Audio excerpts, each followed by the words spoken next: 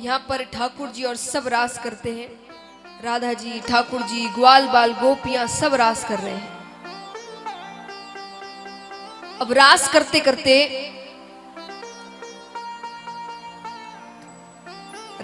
करते ठाकुर जी, राधा जी कुछ ग्वाल बाल थक जाते हैं तो कोने में आकर खड़े हो जाते हैं, बातचीत करने लग जाते हैं। बात करते करते अचानक ठाकुर जी की दृष्टि राधा जी के गले पर जाती है। उन्होंने गले में एक बहुत सुंदर मोतियों का हार पहना हुआ था। किसका हार? जोर से, और जोर से। मोतियों का। तो मोतियों का हार पहना हुआ था।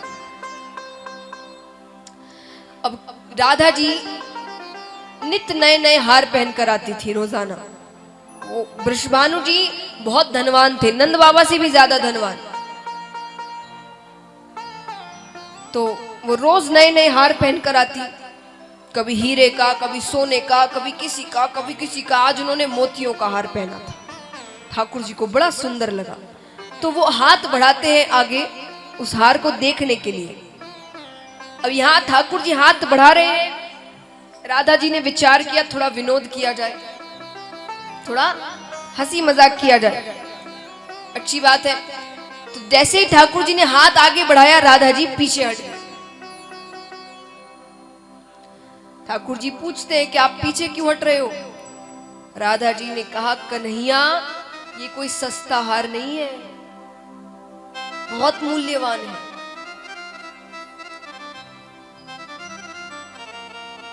अब महाराज मजाक मजाक थोड़ा ज्यादा ही मजाक हो गया। राधा जी ने बड़ी बात कह दी। राधा जी ने कहा, ये इतना मूल्यवान है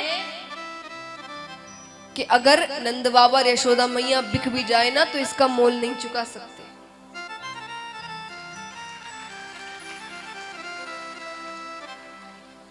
ठाकुर जी को बात अच्छी नहीं लगी। ठाकुर जी बिना कुछ कहे चुपचाप वहां से चले गए। अब कई दिन हो गए ठाकुर जी रास करने नहीं आ रहे। राधा जी को लगा कि मैंने तो मजाक किया था, तो नाराज हो गए, क्या किया जाए। अब वो भी रास करने नहीं आ रही, दिन भर रो रही है घर पर। वृषभानु जी पूछते हैं, लाडली जी क्या हुआ है? किसी ने कुछ कहा क्या? कोई बात हुई क्या? मुझे बताओ तो सही, क्यों रो रही हो? पर जितना पूछो वो और जोर जोर से रोने लग जाए। अब नारद जी आते हैं एक दिन घर पर। वृषभानु जी आदर सत्कार करते हैं। फिर नारद जी ने कहा कि आप चिंतित लग रहे हैं। वृषभानु जी ने कहा, क्यों ना करूं चिंता, कई दिन हो गए हैं राधा कुछ नहीं बता रही, केवल रो रही है, केवल रो रही है। नारद जी ने कहा, वृषभानु जी जब बेटी बिना बात के उदास रहने लग जाए, रोने लग जाए, तो समझ जाना कि विवाह योग्य हो गई है। आप इनका विवाह करवा दीजिए। अच्छा किससे कराएं? अच्छा लड़का भी तो चाहिए कोई। नारद जी ने कहा, आपके दोस्त है ना नंदराय जी, उनका छोरा कृष्णा, मानते थोड़ी चोरी करता है पर तो माखन की चोरी करता, और शादी हो जाएगी तो सुधर जाए। कई बार हम कहते हैं ना कोई लड़के बड़े बदमाश होते हैं, तो शादी करवा दो, जिम्मेदारी आएंगी तो सुधर जाएगा। तो नारद जी ने भी यही कहा कि शादी करवा देते। अब और सबसे बड़ी बात है कि पहचान के घर में बेटी जा रही है, आपके मित्र हैं, कुछ हुआ तो आप मित्र से कुछ भी बेझिझक कह सकते हैं कि भाई राधा को ये चीज अच्छी नहीं लग रही या उसे ये दिक्कत हो रही है, जान पहचान का घर है। वृषभानु जी ने कहा, बात तो सही है और लड़का भी अच्छा है, देखा दिखाया है, ठीक है। तो एक पत्र लिखते हैं कि हम चाहते हैं कि राधा आपके घर की बहू बने, अगर आपको स्वीकार है तो आप स्वीकृति पत्र वापस भेजिएगा। उसके साथ वृषभानु जी 108 खोमचे तैयार करते हैं। खोमचे किसे कहते हैं? जो थाल होते हैं शादी ब्याह में, सब में कुछ ना कुछ रखा गया, किसी में वस्त्र, किसी में जेवरात, किसी में मिठाइयाँ, किसी में कुछ।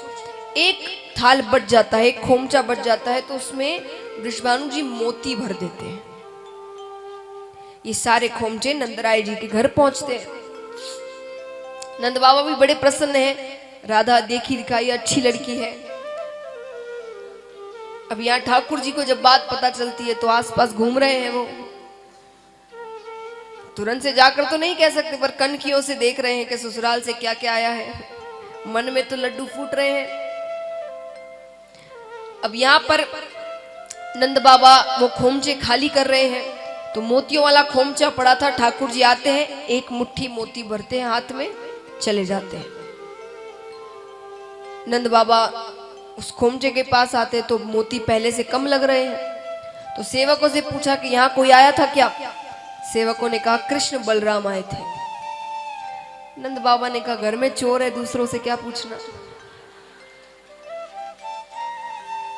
नंद बाबा ने आवाज लगाई, कन्हैया तूने यहां से मोती उठाए क्या? ठाकुर जी ने कहा हाँ उठाए। आज पहली बार मान गया, ये तो नट देता है कि नहीं मैंने कुछ नहीं किया।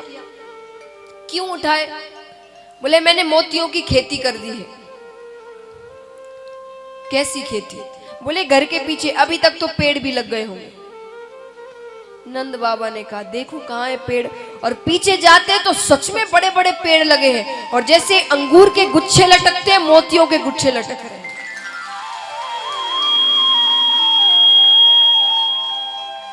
नंद बाबा ने कहा इतने मोतियों का करेंगे क्या? बोले 108 के खोमचे सबके सब मोतियों से भर के भेजो।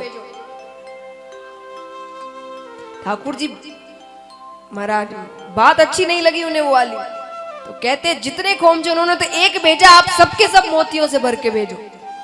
नंद बाबा ने कहा अच्छी बात है, सारे खोमचे मोतियों से भर के भेजे जाते हैं स्वीकृति पत्र के साथ कि हमें रिश्ता मंजूर है। अब राधा जी एक बार के लिए प्रसन्न हो जाती है कि स्वीकृति पत्र आ गया, मतलब नाराज नहीं है। हंसते हंसते आती है, देख क्या आया है ससुराल से। पहले खोमचे से कपड़ा उठता है, मोती, दूसरे से मोती, तीसरे से मोती, चौथे से मोती, हर जगह मोती। अब तो और जोर जोर से रोने लग जाती है, मुझे दिखाने के लिए भेजा गया है कि हमारे पास भी मोतियों की कमी नहीं है। अब तो महाराज ना भोजन कर रही है ना कुछ कर रही है, सब कुछ छोड़ दिया है, सिर्फ रो रही है। ब्रजभानु जी चिंतित हो जाते हैं तो एक ऐलान करते हैं कि ब्रज में के राधा बहुत उदास है, भोजन नहीं कर रही, केवल रो रही है, तो जो भी उसके चेहरे पर मुस्कुराहट ला देगा उसे मुंह मांगा इनाम दिया जाएगा। बरसाने से पहुंचते पहुंचते बात वृंदावन तक पहुंचती है। कितना ही नाराज हो, प्रेम तो करते हैं, मन विचलित हो जाता है। भोजन नहीं कर रही, रो रही है, उदास है, क्या करें? अब पर सीधे सीधे तो नहीं जा सकते, वरना कहेगी कि देखो आ गए मनाने मुझे, जरा सी बात पहुंची नहीं कि मैं उदास हूं तुरंत आ गए। बलदाऊ भैया कह देंगे ये चला जोरू का गुलाम, यहाँ रिश्ता पक्का नहीं हुआ कि ये इसकी हरकतें शुरू हो गई। तो क्या करे, सीधे सीधे तो नहीं जा सकते, लेकिन उसे उदास भी नहीं देख सकते। यशोदा मैया पे ध्यान जाता है, एक तरकीब सूझती है। मैया के कमरे में जाते हैं, घाघरा चुन्नी लेते हैं, पहनते हैं, श्रृंगार करते हैं, और माता की जितनी चूड़ियां थी वो सारी चूड़ियां एक झोले में भरकर बरसाने की गलियों में घूम रहे हैं, आवाज लगाते हुए चूड़ी ले लो, चूड़ी ले लो, लाल हरी पीली नीली चूड़ी ले लो। कितनों को यहाँ ठाकुर जी से चूड़ियां चाहिए, हाथ उठाना। क्या बात है। तो महाराज यहाँ ठाकुर जी, रुक्मणी जी राधा जी को मनाते हैं, उन्हें प्रसन्न करते हैं, उनके चेहरे पर मुस्कुराहट वापस लेकर आते हैं।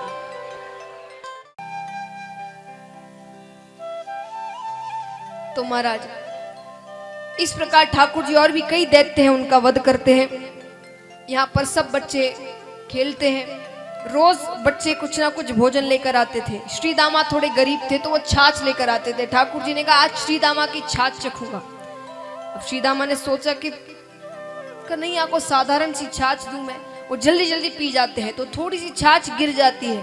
ठाकुर जी उस इतनी सी गिरी हुई छाछ को अपने मुख से चाटते हैं। ब्रह्मा जी देखते हैं, ब्रह्मा जी कहते हैं ये भगवान नहीं हो सकते, भगवान ऐसे करते हैं कि ग्वालों की जूठन खाते हैं। सब सो रहे थे, खेल के वे सब सोते थे थोड़ी देर। ब्रह्मा जी नीचे आकर जितने ग्वाल बाल थे उन सबको ऊपर लेकर चले गए। ठाकुर जी जब उठे तो उनसे क्या छिपा है, उन्होंने अपने ही अंश से उतने ग्वाल बाल प्रकट किए। अब ये दृश्य वहां ब्रज के किसी ऋषि ने देख लिया।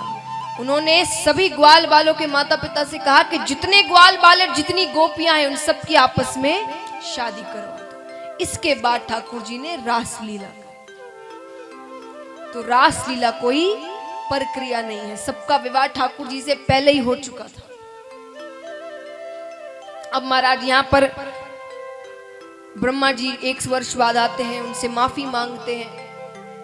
उन्हें पता चलता है क्योंकि उतने ही ब्रजवासी वापस आ गए और रचना का कार्य या तो ब्रह्मा जी कर सकते हैं या विष्णु भगवान कर सकते हैं।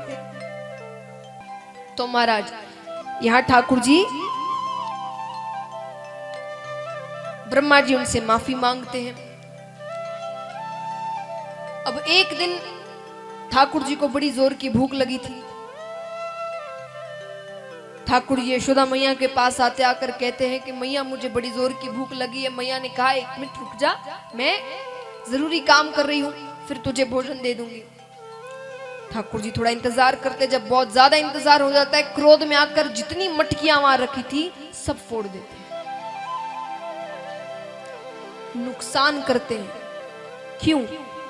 देखिए, जैसे मैंने कहा कि ये जो कथाएं हैं सब में कुछ ना कुछ सार है। ये साधारण सी माखन चोरी की लीला, उन्हें माखन चोरी करने की क्या जरूरत है?